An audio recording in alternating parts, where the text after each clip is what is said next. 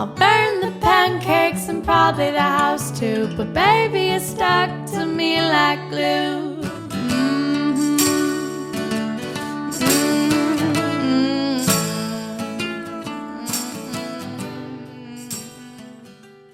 Hello, my peeperonis. Welcome to Reflections of Evelyn, episode 23. Yippee! This is going to be a really exciting one because it's all about coming into age, sexuality, nostalgia, what life was like in the early 2000s. Oh my goodness. My little self is like a little horny girl trying to understand life. Anyways, that's not the point. I'm going on a long journey today. I'm going to Fresno and I'm taking a road trip with you guys. And these are some of the thoughts that I have in my head when I'm on very long drives for work. So we're going to split this episode into two different parts. The first one's going to be about how I lost my virginity. I would totally love to get some engagement on this one, and I'd like to know what you thought happened. Did I lose my virginity to a playground? Did I lose it to a micro penis? Or did I lose it to this guy that totally fucked with me so that he wouldn't be homeless? We're gonna find out. Maybe all three. Who knows? I don't know. We're gonna find out together. So anyways, this episode is gonna be a total coming of age episode. And then episode 24 is also going to be wrapping up this episode as well. So let me know what you think, and let's go on this journey together. We've got like a 300-mile road trip together to laugh, to cry, and to talk it all out. Give me your thoughts. Let me know what you think. Besos. So, a couple thoughts that I'm having. What is the definition of losing your virginity? And is it actually that impactful? Does that kind of spearhead what the rest of your life is going to look like? Is it spiritual? Or do we just kind of make it up in our heads? Is it even that big of a deal? Why do you bring this up? Well, as I've gotten older, much older, because I don't know, it took me it really freaks me out when I say this because I knew how I lost my virginity when I was 21. Was I 21? Oh God, don't say I was 21. I must have been 21. But then that means a lot of things happened when I was 21. Nah, I must have been 20. Yeah, but I was too puritanical and evangelical Christian to have not. Okay, let's just say I was 21. That's a very big year I had. Honestly, I think everything in my life happened when I was 21. Anyways, let's just back up. So here I am. Working Not Scary Farm, and I was desperate and couldn't figure out why nobody liked me. No one wanted to sleep with me. Nobody wanted to kiss me. Guess nothing's changed. I couldn't figure out why everybody around me was having all of these romantic experiences, and I was way too old at that point and too experienced in life. Well, I guess I thought to not have any encounters. So I basically found the only guy that would give me attention. He was repulsive. Let's just say that. He was a twat. He was immature. He was a dingbat. I mean, this guy had I'm not even saying that he had one redeeming quality. Everything about him was horrible, right? Everything. He wasn't an asshole. He was just a dingbat. I think that's the perfect way to describe him. So anyways, at the end of our shift, I'm in my mom's minivan and we're making out. And, I'll just say it was, we were dry humping. Probably the first or second time I had ever done this with a guy. Because, Evelyn did not ever have experiences before that.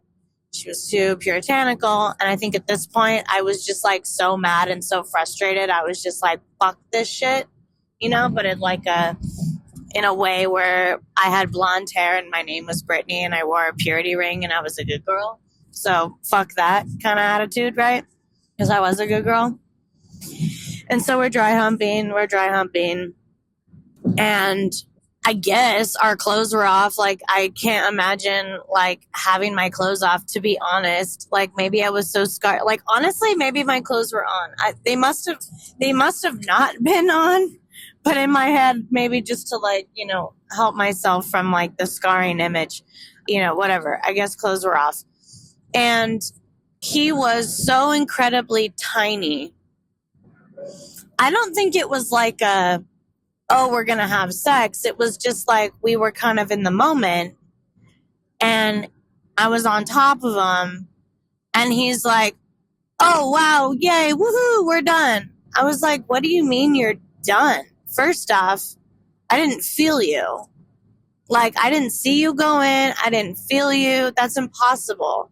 How are you done? You were so small that I didn't feel you. And I remember being fucking traumatized, thinking I'm wearing a purity ring. I wanted to save myself for marriage and for the right person. I could have had sex with my 17-year-old crush who I was mega in love with, and I didn't. And you're saying that you, this chody, disgusting guy, is the one, like, several years later I lose my virginity to? No, that is not an acceptable answer. How is that possible? And in hindsight, it honestly took me until my 30s to realize, like, Evelyn, he was that small. I'm not saying that small penises can't be inside of you, although, I think, aren't they all kind of like dry humping experience? Okay, I feel really bad saying this, but I've been with, I don't want to say my fair share, but 3 or 4, 3.5, because one, we didn't have sex, but I saw it. Essentially 3. I've had 3 small dicks in my life. And to be honest, no, I can't. That's such a horrible thing to say. No, I don't think we were having sex because it doesn't go in. It's too tiny, right? It's more just like a vibrator for your clit. And, not even at that. Okay, I need to stop because that's really horrible. I'm thinking of someone that I really care for in my life, and I'm like, it's not his fault. Okay, anyways, my point is, I've been having these thoughts like, Evelyn, what if he just came on the outside of you? And he didn't actually go inside of you. And then I said, what's the definition of losing your virginity? Isn't it if your hymen breaks? Doesn't your hymen have to break in order for you to lose your virginity? And then I thought, well, if we're talking about spirituality or feeling the feelings or that feeling of you're 18 and you feel the peer pressure on prom and are you going to have sex, that type of feeling. And I was scared, traumatized in my head mentally. I was like, well, if we didn't actually have sex because he was just dry humping me and got so excited and came on my stomach and maybe we didn't have sex, I said, then 2 things are possible. 1, then I really lost my virginity to a, elementary school, bar, on a slide that, I don't know, ruined me for all. So, on a slide, there's that pole and you use the pole to slide down. Well, I was more of I'm like a rock climber kind of gal. So I was standing on top of the pole. I don't know. I was just climbing, essentially, is what I was doing. I was using the playground to, not in its conventional use, and I was using it as a climbing gym. So I was on top of it, just roaming around, and I slipped and I fell and I basically went exactly through the pole and I landed on my pelvic bone. Honestly, at my age, I have no idea how I didn't break my pelvic bone. Also, that didn't go inside of me, but still, the impact was so excruciating and intense the way I landed right in the middle of this giant metal pole right in the middle of my pelvic bone. I thought I thought my vagina was a goner. Like, and I'm pretty fucking sure my hymen broke then.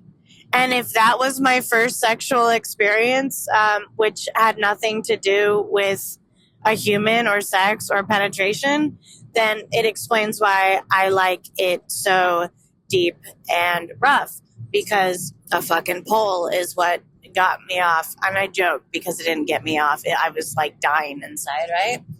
So let's just say it's not when your hymen breaks from the outside with no human contact. Let's say, and I guess there's no wrong answer here. It just depends on what you believe in. And I'm trying to figure out what I believe in. And this part feels a little bit more realistic and real, and I don't like the sound of it. But then I'm like, okay, Evelyn, when's the last time? I'm like, who'd you have sex with after that? Man, I don't like saying this. So it might have been this guy in college.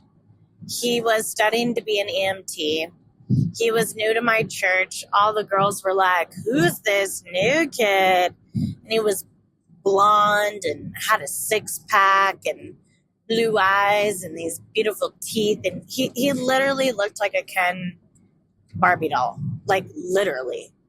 That's not my type now, but like, as a young fucking girl who I think was like 20, I must have been 20. There's no fucking way. Because wait, how old are you in college?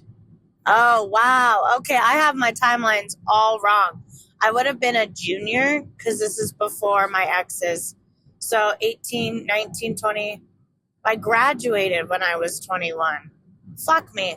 Okay, so this would have, whatever, go with me. I was either like 19 or 20, right? I want to say I was a sophomore or a junior. Probably a sophomore. Oh, yes, because of the missions trip.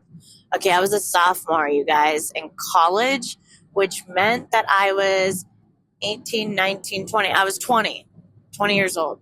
Okay, that actually makes a lot more sense.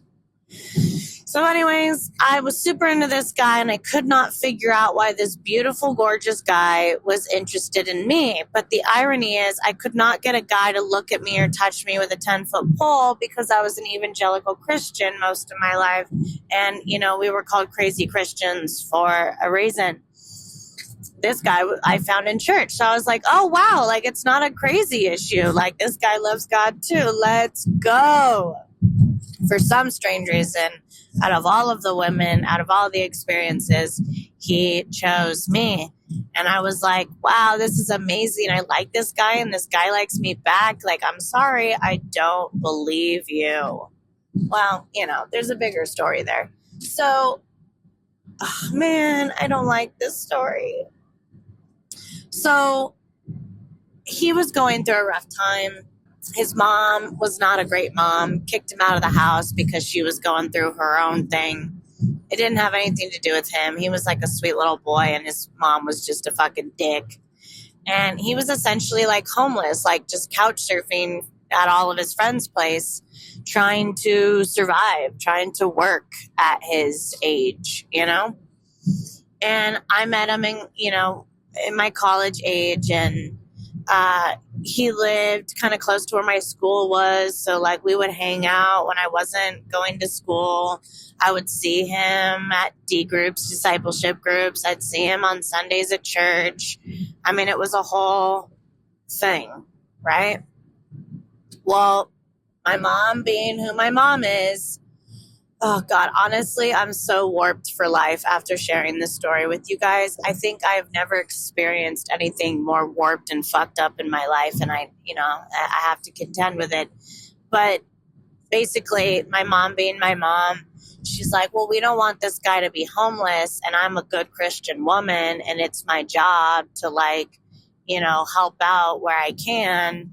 Sure, he can live with us until he can find a better solution for himself.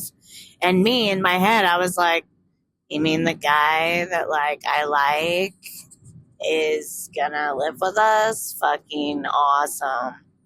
And I had that Grinch emoji face, wahahaha. And, on the outside, this guy was interested in me. But I think what I have to contend with is he was in survival mode. He just needed a place to stay. He needed shelter. He needed air to breathe. And I was the best option from the streets. And I hate thinking about myself in that way. Now, I can't confirm any of this because I never spoke to him again after this situation. But basically, he started living with us. And my mom was like, well, I'm not an idiot. If they like each other, I'm going to make sure. No, he can't sleep on the downstairs couch. No, we're not going to give him an air mattress. No, we're not going to give him a house. There's no, even though there were extra rooms, my family's all, they're hoarders, so there was nowhere for them to be. Let's just stick them in the family room on the floor in a tent, that good old you're not homeless, but you're homeless feel. Oh, God, I can't even imagine what he was thinking at the time. But yes, so she gave him a tent, gave him some bedding, a tent inside of the living room, and was like, this is your private space. It wasn't private at all, but, whatever. And so being like the girl that I was and this is very taboo. It wasn't even about being taboo. It was just I felt like I was like Adam and Eve and I was exploring life. And I was like, this guy that I'm liking and he likes me, lives downstairs from me. When does this ever happen? My mom has sheltered me from all men and all friends and all people. And I have, temptation on a platter downstairs. Oh my God, she won't let me leave the house except for church, but woohoo, it's right there. I guess phones were around, but I didn't need phones. I just, would go down there and be like, hey, you want to come up to my room? And he was always very, respectful. No, we're under your mother's roof. I need a place to live. I can't be fucking up this situation. I'm trying to see if maybe all of this is just a giant reflection of my life that just keeps spinning. I'm wondering if there's patterns to this. Maybe he did like me, but I think he was more in survival mode. And I think that is probably what set him off more than anything. So I hate that it felt forced, and I would hate to think that this guy felt like a prostitute or anything. And I hate that feeling of thinking oh, did this guy do something he didn't want to do? I never forced him. I never made him. But I could tell that there was some reluctance and some hesitation. And it wasn't I'm going to take advantage of this situation. If this girl likes me and I like her and I'm living here fuck yeah, I got a place to live and I get to fuck this girl. It was never like that with him. With him, you could see it in his eyes. He's just, I hate saying this.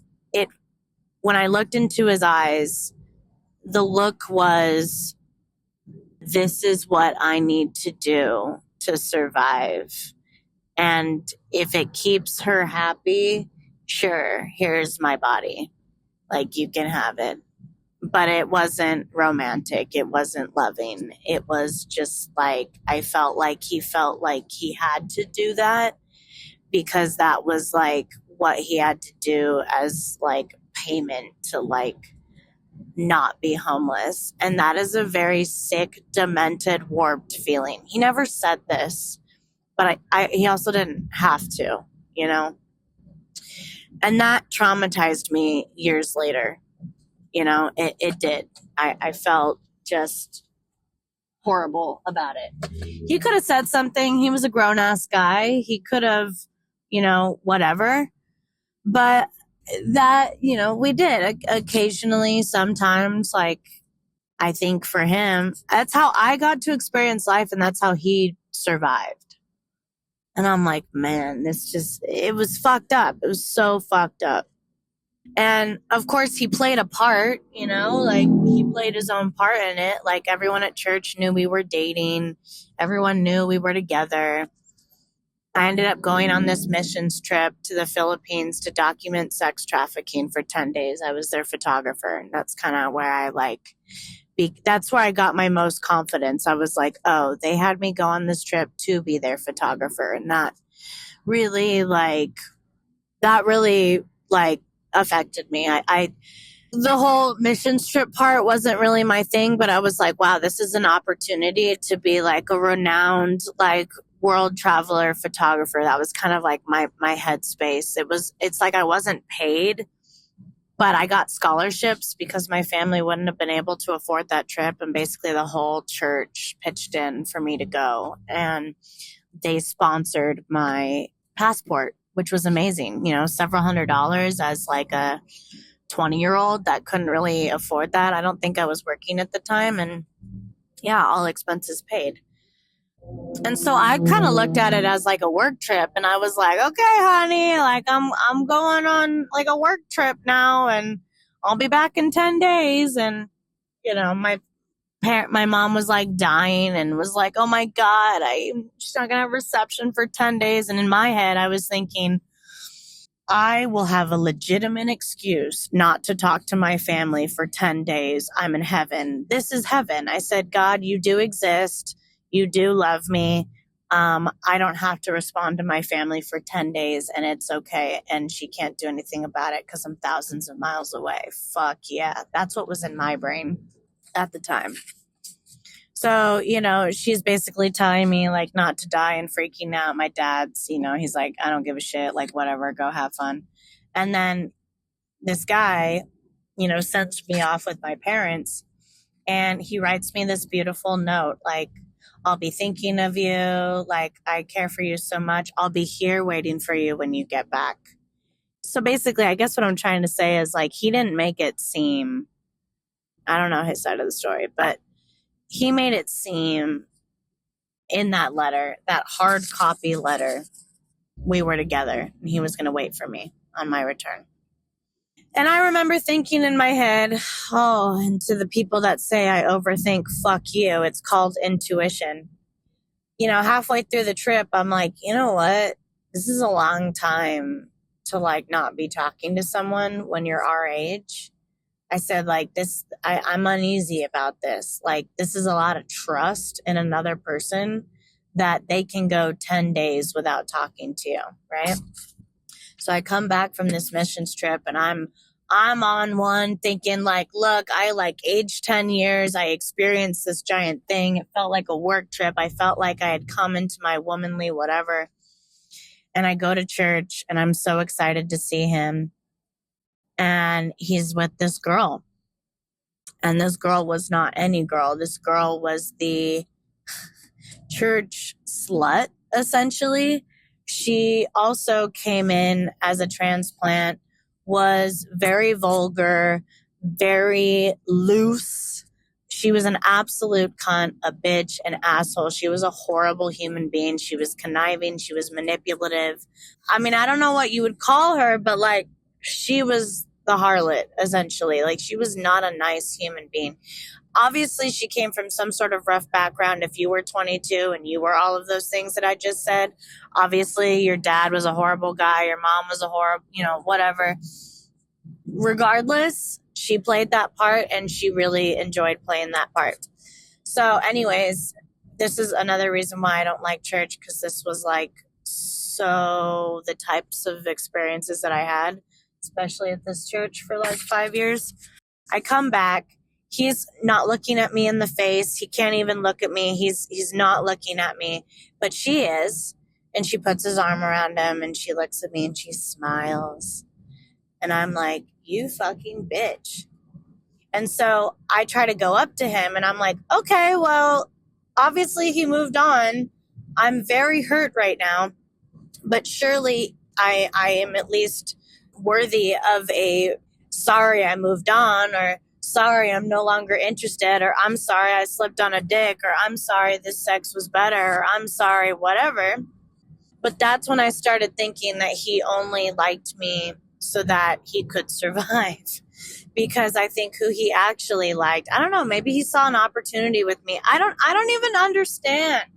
I don't even understand this guy and why he had to do that to me. Obviously, he had his part in the matter too. But every time I would try to go up to him and be like, yo, can we talk? And he was out of the house by then. He packed up his bags, and I had a lot of thoughts at the time. I said, like, I came back because obviously I would have talked to him at the house, but he was gone. I said, Mom, what happened to? She's like, oh, I don't know. He just left. And I'm in my head, I was like, oh my God, I couldn't mitigate the situation. My mom was crazy at the time. They were hoarders. Every time my mom brings somebody in and says it's a good Christian deed, they always leave. And, there's this woman that told me, yeah, I would have rather been homeless than live with your family. That hurt. And also, yes, I understand. But that was the common thing. People could not stay in my house for very long because there were some issues with my mom and the living situation. And so I was mortified thinking, what did my mom say? What did my mom do to make this guy go away? And I could not forgive her for that. But I also don't know what happened. To this day, I don't know what happened because according to my mom, he just packed his bags and left. And I really tripped balls on this one because I would go to him at church. And I wasn't like chasing after him or anything. I was just like, hey, can we talk? And he would literally just walk out the door or run away or go hide. And I was like, I don't understand. Like, I'm not chasing you, but like, I'm literally just walking up to you. You broke my heart. You cheated on me. And you're not even going to say anything. You're just going to like literally avoid eye contact and walk away. I never got my closure there. It was so weird. I was like, I don't understand. Under a literal house of God, how are you doing this? All I know from the situation is that this girl, every time she would see us, she'd put his arm around him, she'd kiss him, and she would smile at me like this very, like, I'm not joking. It was like Satan himself was smiling at me like, haha, I got your man. And I'm like, this is double warped and fucked. I could be happy for you if you really wanted somebody else. But first off, you preferred the devil over me. And second off, am I not owed an explanation? So I found out where he was like living. He chose to couch surf with another friend. It was like pretty far away from me, like Diamond Bar. Actually, it wasn't that bad in hindsight. And I wrote him this long ass letter, handwritten, maybe a couple pages. And I basically was like, hey, I'm not trying to get back together with you. I just want to understand. All of this sounds like my life. Nothing's changed. I said, I'm just trying to understand. Like, yes, I love you. Like, yes, you made an impact on me. But, like, what the fuck? Can you just tell me what happened? Was it my mom? Did she say something? Was it me? Did I do something? Can we talk about this? So I wrote him this letter, knocked on the door. He didn't answer. I saw his car. His windows were cracked. Very conveniently. And I was like, okay, well, I'll at least know he got it. And I put it in his car. I put it in on his passenger seat, like floated down on his passenger seat. Well, he never called. He never texted. He never said anything at church. I kept seeing him and I was like, he didn't say anything. What the fuck? Like, why didn't he say anything? I was like, I might be an anxious attachment. And to be honest, bitch, you weren't even anxious. This was completely in your right to have knowledge of why this guy you were dating not only cheated on you in front of everyone. I mean, it was a scandal at church. Everyone's like, what the fuck happened? And she's just like, okay with this. No one consulted me. I just had to like take it all in, right? I'm just so bad thinking about it. I never got my closure. So anyways, he avoided. And so I go back to his house and I'm not a stalker about it. I didn't knock on the door. I went to his car. I'm like, well, I literally drove back to his house, probably like 40, 50 miles round trip. And, for a 20-year-old with no life experience, that was a lot, or gas or time or money or a job. And I go back to his car. I'm like, okay, well, did he read the letter? And I looked at his car And he read the letter all right. He got it. He received it. And the way that I know that is the letter was torn into a million pieces on his passenger seat. And this was like days later. I'm like, that's my letter. It's ripped into shreds. Why? Why is it ripped into shreds? What does that mean? I didn't have a therapist back then. The church was very corrupt. I didn't really have friends that weren't conniving bitches. All my friends at church were conniving bitches, and gossipers and all that. So I didn't really have anyone to talk to about this. I kind of just chalked it up to my mom doing something while I was away because that was like her MO at the time. No, like literally, I have tons of experiences of my mom doing that, but I never got to know. And I think that's the part that bothered me. Nothing's really changed in that department. And then, one day he like stopped going to the church and I never saw him again. Ever, ever, ever. I think a few years later, I probably found him. I did find him on like Facebook or something. I think I sent him like a friend request. Never responded. Never. And I didn't like send him, I don't even know if I sent him a message. I just sent him like a friend request and he never responded. And I was like, wow, okay. And that was it. If that was my first, if that was me technically losing my virginity, I don't know what that fucking says. Is there something spiritual? Does that mean that you have this like curse on you for the rest of your life where you are having these weird avoidance situations? I don't fucking know. I don't know. I don't get to know. It always amazed me, not that I care about him anymore, obviously. I cared more about the situation and the circumstances and how it was handled. But it amazed me that like almost 15 years later, he never said like, oh, wow, it's been such a long time. How funny we reconnected. Like, there is something about the men in my life that ghost me, block me, and never speak to me again. And they don't tell me why. And it's not like oh, you could have figured it out. It's like, no, this was a weird fucking mysterious thing. And I don't know. So I don't know if that very warped scenario was the first time I ever had sex. I mean, technically, I guess, I don't know. It was either a school playground or him. Both, I would say, or that, micro penis guy that, came on my stomach or whatever. I don't know. I think all three of those situations were not good. One time, my mom, and talk about the kind of crazy life that I have and why I like older men. It's established from a very young age. I did have a best friend, like a legitimate best friend, who had a girlfriend at the time who was super not okay with this. Like, obviously, I was 16, he was 26, and the whole church was like dying inside. They're like, oh my God, this is so inappropriate. They didn't do anything about it. They just like watched it from afar with like popcorn. My parents fucking hated him, obviously. But yeah, so that, in hindsight, I'm like, what the fuck was a 26-year-old doing with a 16-year-old? It took me, I don't know, until I was 26 to realize, yeah, Evelyn, no, that was not an okay dynamic. Whatever. Somehow, apparently, he married a normal wife, so good for him. He was in love with me for, I don't know, like 10 or 15 years. And then one day just never spoke to me again. So I was like, wow, your love is fleeting, bro. But there was this one time where temporarily there was like this house that would always get rented out. And I don't know what the fuck a substitute teacher would be doing, renting an entire house in Brea all to himself. How did that work? But that just goes to show you the times that like a substitute teacher's salary could pay for one guy just renting an entire home by himself. And he was my neighbor.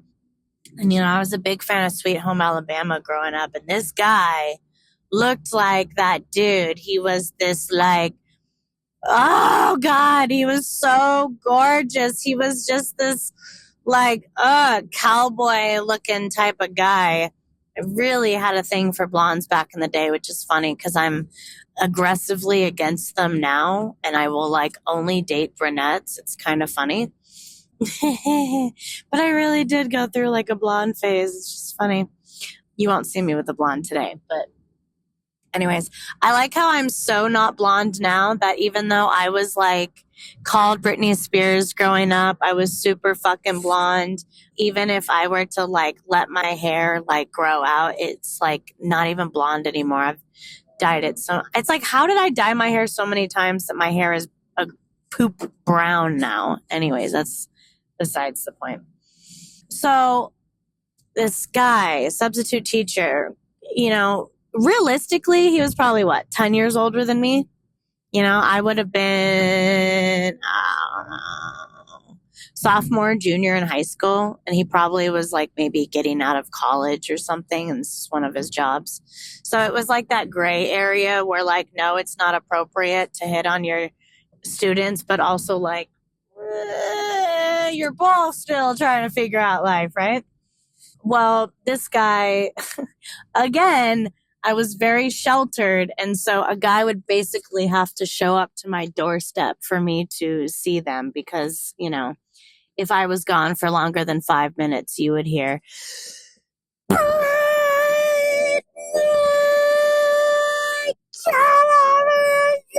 I mean, obviously I changed my name to Evelyn. Like, can you hear the screeches? Oh my God, it even hurt me doing that. Oh, Evelyn, I'm so sorry.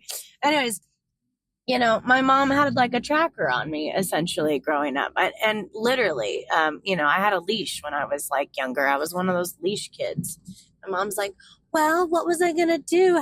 Mom, I don't give a shit. You had your kid on a leash. Let's just call it like it was. But that was a thing back then. No, Mom, not for everybody. Anyways, beautiful guy. And I'd be like, yeah, okay, you know, I'm Cinderella of the house. I'm the caretaker. I'm the maid. I don't need to go take out the trash right now, but I'm going to be a good Samaritan and take out the trash right now just to see if I can see my gorgeous neighbor. And so it's funny because he also was my substitute math teacher. It was just like a weird coincidence, right? And so we always had like a special connection because like I knew him at home. And everyone's like, what the fuck's going on with you two? I'm like, oh, you know, like, and so I would take out the trash and I would just talk to him for like as long as I could before my mom would scream at me. And she'd come out and she like weighed like so much back then. She looked like Ursula back in the day because she really loved purple and was like really loud and scary. And so it was definitely humiliating for me growing up when I'm talking to this guy. I'm trying to like learn life. I'm trying to experience life. And I wasn't being like flirty or harmful. It was just like, hey, I wanted to have like a conversation with him. And we would like shoot the shit and talk, you know, and until my mom would come over and, you know, try to like kill me for talking to him. I'm going to stop right there and get some gas and I will continue this conversation. All right. So where was I? I like how I said all this shit and I wasn't recording. Okay. So basically, you know, I was trying to be a good girl. It was like, I never went over and knocked on his house. Like I never did anything like that. I was always trying to be a good girl. But of course, I didn't look at it from like, hey, how can I be conniving or manipulative or act like a young spring chick? It was never like that. It was more like I was very sheltered and I was just trying to like explore, learn, like live, like whatever that looked like. I wasn't trying to get anybody into trouble. Like I didn't know anything in life. So I was just like being me, right? So, you know, this guy lived right next to me and it would drive me crazy because I'd be sitting in my bedroom going like, oh my God, like what is he doing over there in his house right now? Like he's literally the neighbor to my left, right? Or right, whatever. Like literally the house next door. Does that make me the girl next door? I can't even. So one day I was raising money for like a church function, like church camp or something like that, or something. Like obviously this sucks for me. Like in hearing it, I'm like, Evelyn, you were such a child. Like you were raising money for school, right? Or church. And so she's like, why don't you ask like so-and-so if he wants to buy a couple tickets from you? And she's like, I'm sure he would. And in my head, I'm thinking like, why are you sure he would? Do you know something I don't know? Like, are you aware? And it's so funny when you're paranoid in your head. Like, I'm like, does she know? And so I'm like, so she's giving me permission right now to go knock on his door and like ask him if he would buy some tickets from me. Like, is she on drugs? Is she crazy? Is she in a good mood? Like, okay, don't question it, Evelyn. Just go. And so I grab the tickets and I work up the nerve and I knock on his door. I'd love to know if he looked in the peephole first to see if it was me. I'm only telling you what I see as like a 17, 18-year-old girl. Like I'll just tell you my version of what I saw. So he opens up the door. He's half naked. He's not wearing a shirt. He's wearing some like blue jeans. And he puts, oh, what a great image. He puts his hand on the doorstop and he's leaning up against the door. And he's like, hey, what can I do for you? I was like dying. I was dying. I was absolutely dying inside. Like, if only me was me now, I would have been like, what do you mean? What can you do for me? I would have shoved him in that house so quick. But, you know, whatever. I didn't know jack shit about life back then.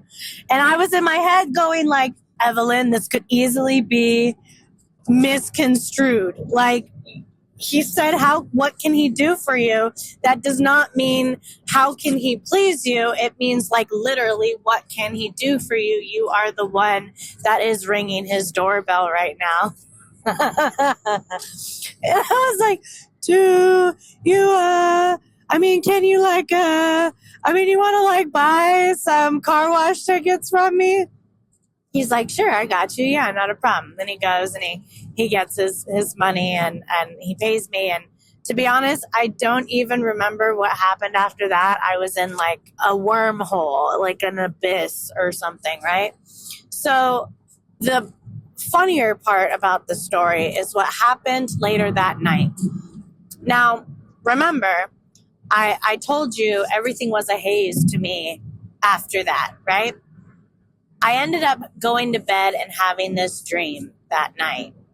And it might have been that night. It doesn't really matter. But basically, I had a dream about him, and it was so fucking realistic. Like, there was nothing.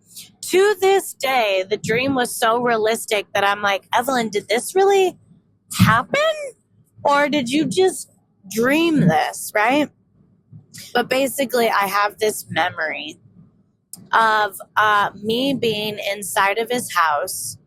There wasn't a lot of stuff like at his house, total like bachelor pad or whatever. And we're like upstairs in his bedroom and we're just going at it. And the only reason why I know this was a dream was because there's a moment where you look through like flash over to like a picture of like a peephole, like a keyhole. It was a keyhole. And my mom was looking through the keyhole, trying to see what I was doing, like meddling in my life. So obviously this was some sort of like stress dream about me trying to like be independent and live my own life. And my mom like was right there behind me, just making sure I wasn't living. And so that's the only way I know that this is a dream. But everything about it was so real. Oh, that explains it. I should have led with this. I had that dream before I bought tickets from him. Oh, God, I should have led with that. That's why this dream was so creepy. Because I had that dream, and then he's half naked. My mom's like, wait, I'm like, are you serious? You want me to go to his house? And he opens the door half naked. He's like, what can I do for you? That's why I didn't think it was a dream, because I was like, oh my God, did I actually sleep with him? Did this actually happen? Like, do I not remember this? Like, do I go inside of his house right now? That's what I was thinking. I mean, the dude was fucking half naked. What can you do for me? What do you mean, what can you do for me? You could buy some car wash tickets from me, then throw them on the ground and take me. I mean, again, my math substitute teacher, you guys. My God. All right, it's your turn. Let's do this. I know how to love, 'cause in my dreams I was taught by you.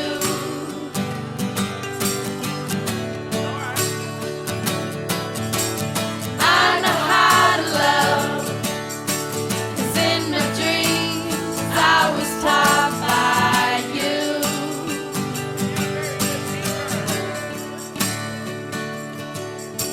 Spend a little time with me, and maybe you will see